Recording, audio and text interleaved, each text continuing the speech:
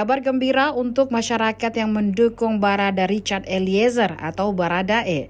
Setelah sebelumnya dituntut JPU cukup tinggi, yakni 12 tahun penjara, pihak Pengadilan Negeri Jakarta Selatan akhirnya menjatuhkan vonis 1 tahun 6 bulan atau 1,5 tahun penjara terhadapnya. Meski Eliezer dinyatakan bersalah terlibat dalam penembakan Brigadir J, pria ini mendapatkan hukuman lebih ringan.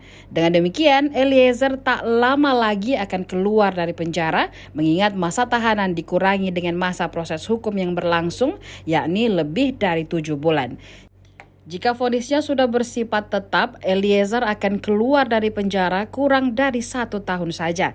Berdasarkan pantauan tribuntimur.com, setelah vonis dibacakan, Eliezer langsung menangis dan pengunjung sidang lainnya bersorak ramai. Sebelumnya, Eliezer telah menjalani serangkaian persidangan dalam kasus pembunuhan Brigadir Yosua. Dalam kasus ini, Eliezer didakwa melanggar pasal 340 KUHP tentang pembunuhan berencana. Jaksa Penuntut Umum atau JPU kemudian menuntut Eliezer dengan hukuman 12 tahun penjara. Tuntutan ini disesalkan banyak pihak, terutama Lembaga Perlindungan Saksi dan Korban atau LPSK. Pasalnya, Eliezer telah menjadi justice kolaborator dan membongkar skenario Verdi Sambo.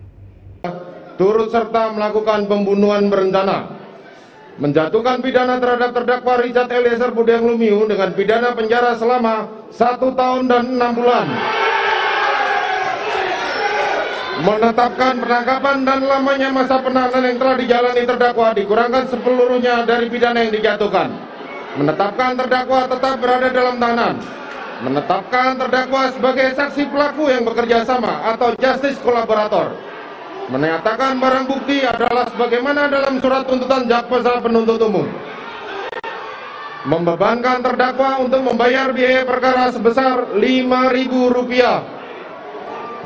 Demikianlah diputuskan dalam rapat permusyawaratan Majelis Hakim Pengadilan Negeri Jakarta Selatan pada hari Jumat tanggal 10 Februari tahun 2022 oleh kami Wahyu Iman Santoso selaku Hakim Ketua, Morgan Simanjuntak Sarjana Hukum dan Alimin Suljono masing-masing sebagai Hakim Anggota.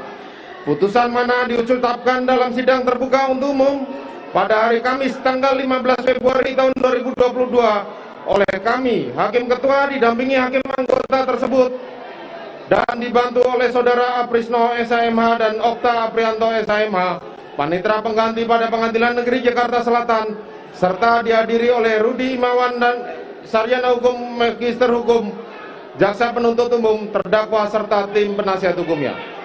Silakan duduk.